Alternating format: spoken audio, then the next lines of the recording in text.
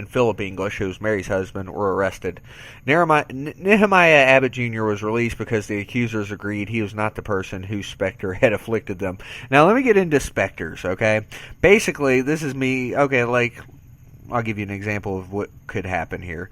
Let's say someone in New York decided to say they're sick, and the reason why is because my specter had attacked them.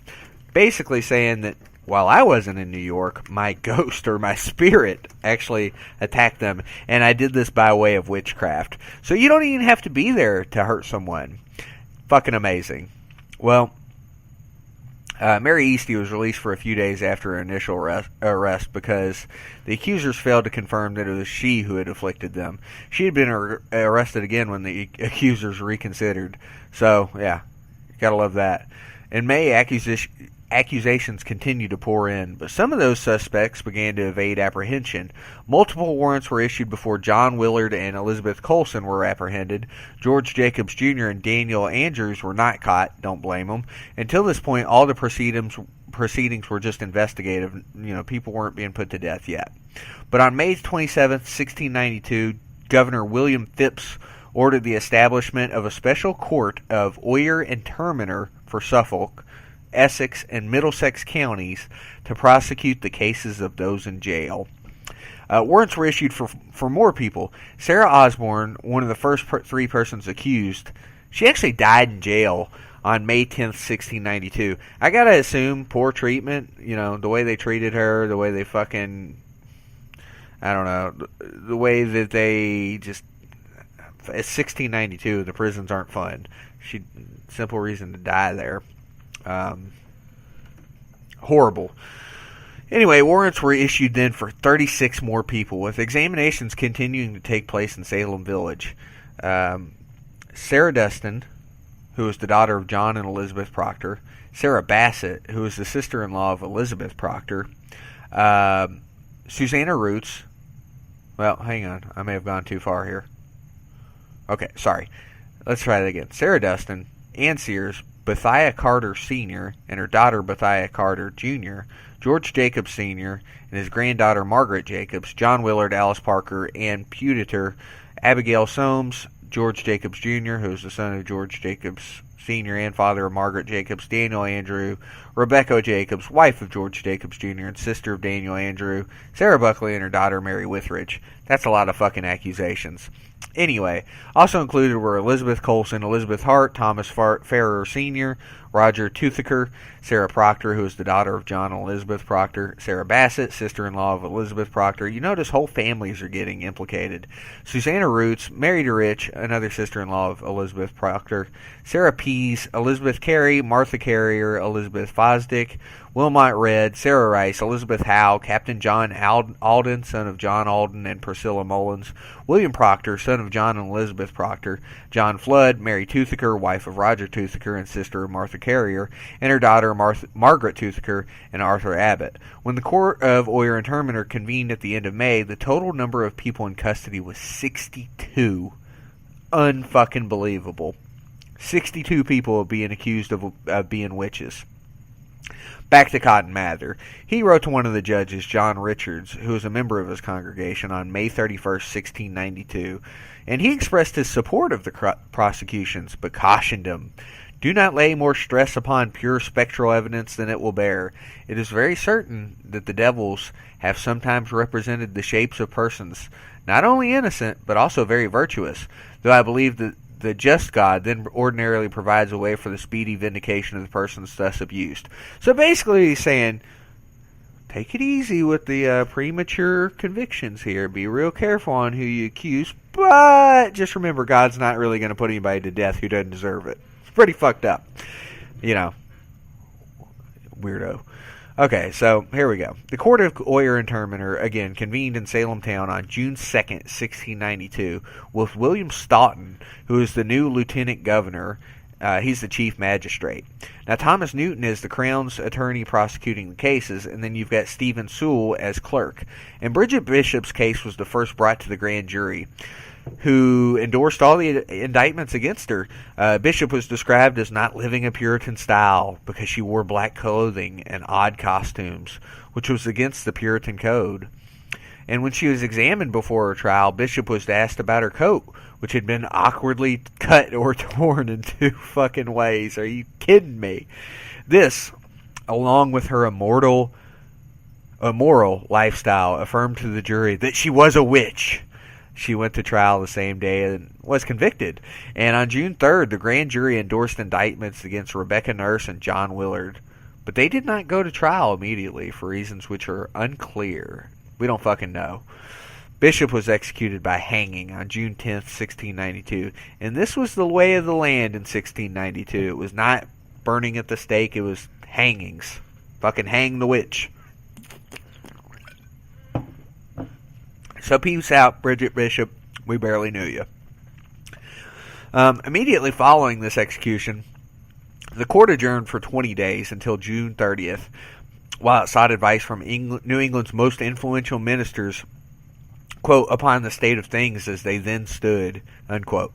Their collective response came back dated June 15th and composed by, what do you know, Cotton Mather. 1. The afflicted state of our poor neighbors that are now suffering by molestations from the invisible world we apprehend so deplorable that we think their condition calls for the utmost help of all persons in their several capacities.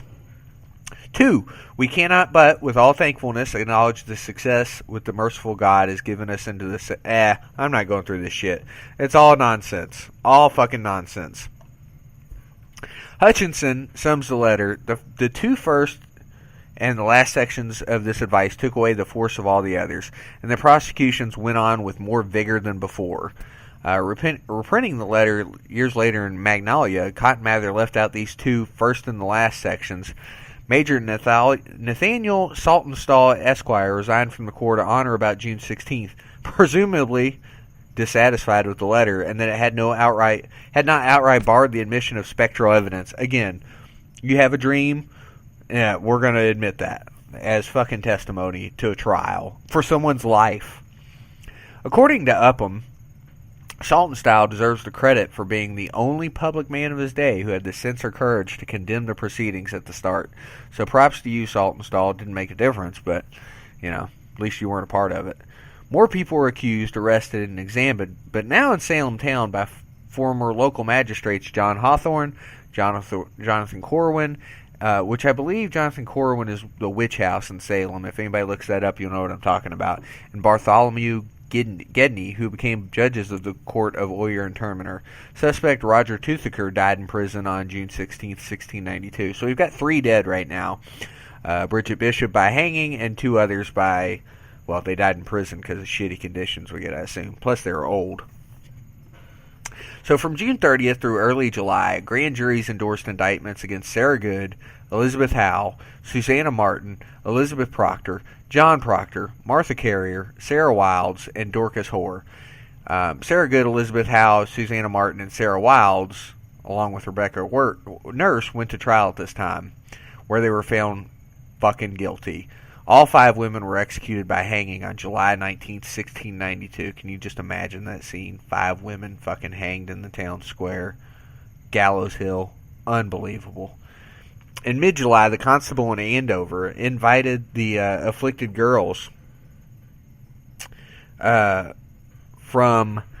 let's try that again. In mid-July, the constable in Andover invited the afflicted girls from Salem Village to come over and visit with his wife, try to determine who was causing her afflictions. Ann Foster, her daughter Mary Lacey Sr., and granddaughter Mary Lacey Jr. all confessed to being witches. Again, I have to assume this was under duress. Fuck it. Just, lose all your shit, say you did it, and then hopefully get the fuck out of Salem. That's what I would do.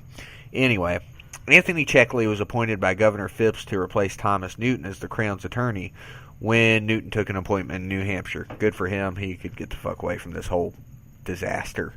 Well, in August, grand juries indicted George Burroughs, by the way, former town minister George Burroughs at that, Mary Easty, Martha Corey, and George Jacobs Sr. Trial juries convicted Martha Carrier, George Jacobs Sr., George Burroughs, John Willard, Elizabeth Proctor, and John Proctor. Elizabeth Proctor was given a temporary stay of execution because she was, get this, pregnant. So they spared the baby. On August 19th, 1692, and again, this is a fucking, just imagine the sight. Martha Carrier, George Jacobs Sr., George Burroughs, John Willard, and John Proctor were executed. George Burroughs was basically blamed for everything that was going on. Listen to this. Mr. Burroughs was carried in a cart, and this is from Robert Califf, More Wonders of the Invisible World, who wrote this. Mr. Burroughs was carried in a cart with others through the streets of Salem to execution. When he was upon the ladder, he made a speech for the clearing of his innocency, with such solemn and serious expressions as were to the admiration of all present. His prayer, which he concluded by repeating the Lord's Prayer, which, by the way, if you're a witch, you're not supposed to be able to do that according to Cotton Mather. Just saying.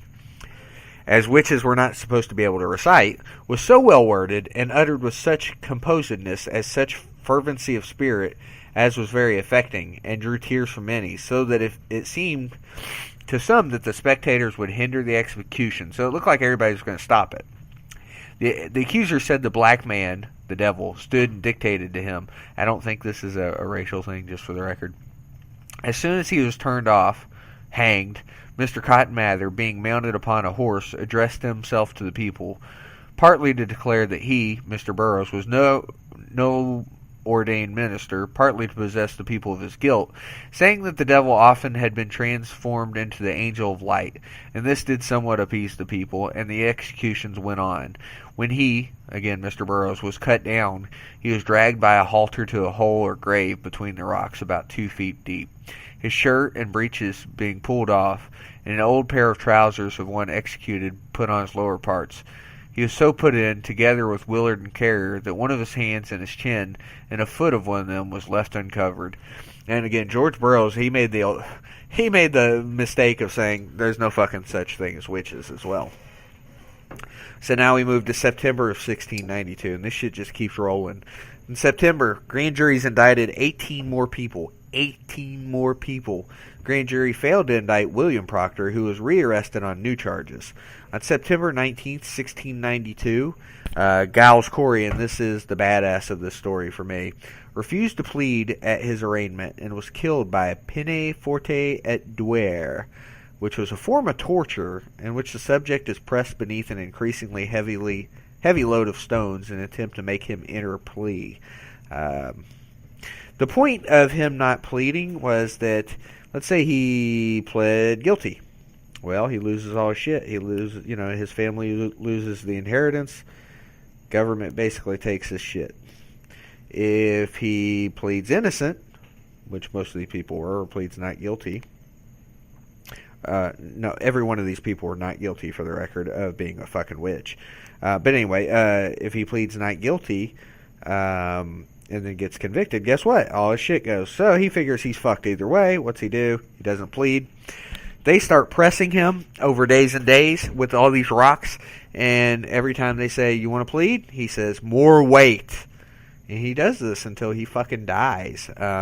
Horrible story for Giles Corey, but dude was an absolute badass to sustain that type of torture before he dies. So props to you, Giles Corey. I've heard some stories about him, but that's the one that matters for me. Well, September 20th, Cotton Mather wrote to Stephen Sewell, the clerk of the court, that I may be the more capable to assist in lifting up a standard against the infernal enemy, requesting a narrative of the evidence given in the trials of half a dozen, or if you please, a dozen, of the principal witches that have been condemned. I guess he's wanting to be a big part of this. Well, on September 22nd, 1692, 8 more persons were executed. After execution, Mr. Noyes turned him to the body and said, what a sad thing it is to see 8 firebrands of hell hanging there.